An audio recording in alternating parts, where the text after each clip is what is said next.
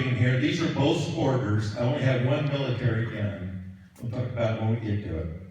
But in the early 1850s, back east, abolition was a big deal. They felt like it was, you should not have another human being as a slave. And John Brown and another preacher named Beecher were trying to start an uprising, actually, to free slaves there where they were at.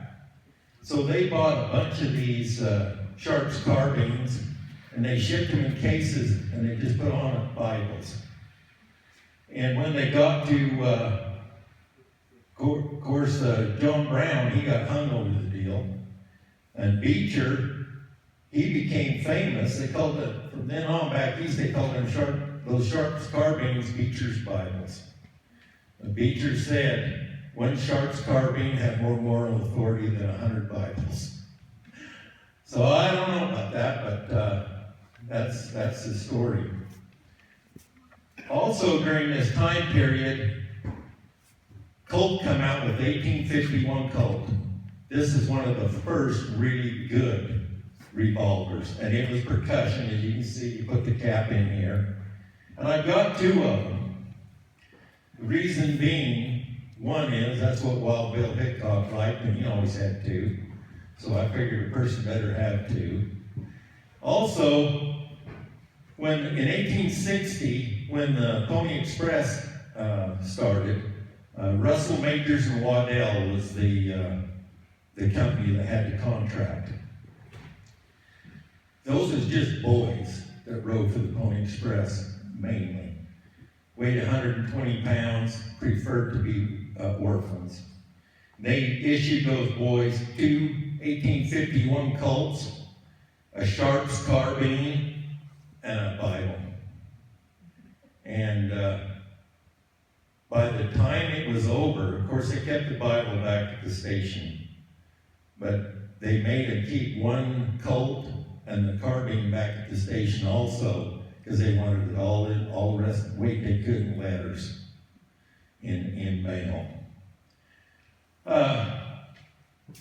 Now we're going to jump ahead a little bit.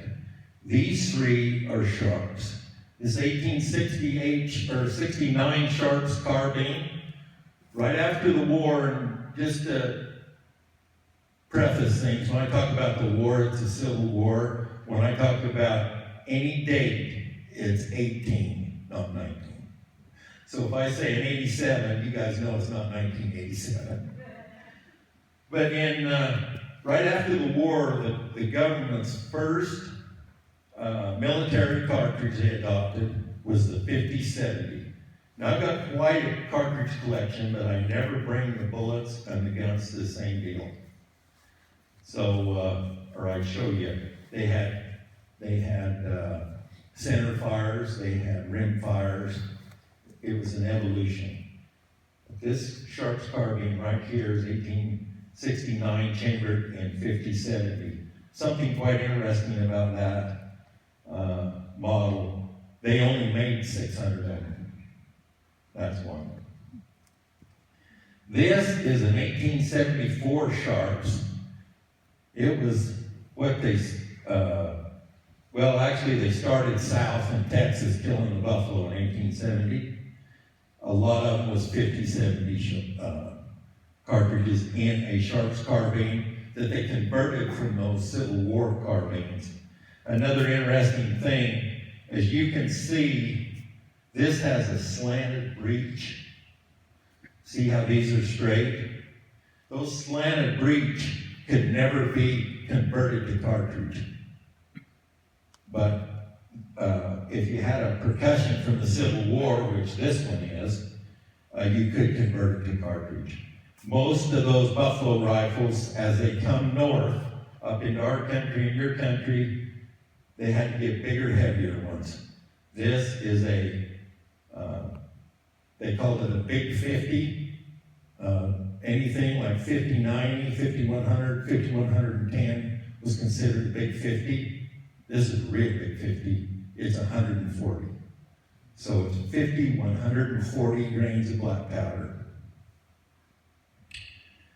An interesting thing about Sharps, I've read a lot about them, and I read a letter once, a buffalo hunter wrote a letter to Sharps and thanking him for such a fine gun. And he says, I regularly shoot through a buffalo at 600 yards. After we're over, some of you that are interested, come up and pick up this Sharps and pick a target. And there's a term called site acquisition, which means how long it takes for you to put the sights on a target and you're ready to shoot. This is nearly instantly. I showed it to a very wealthy guy once, and he says, boy, I've got a gunsmith, I'm gonna have you make one. I said, no, you're not. They can't make that anymore. Those guys were artists. And how they did it, I do not know. I was up to Big Piney with that rifle once, and there's this elderly lady with her friend there, and she picks it up and lines it up and hands it to her friend and says, you can't believe this. And it's just so interesting. When you have artifacts, which is my favorite thing in history, you're studying history, learning history in 3D. There's no way to learn it like you can with the artifacts.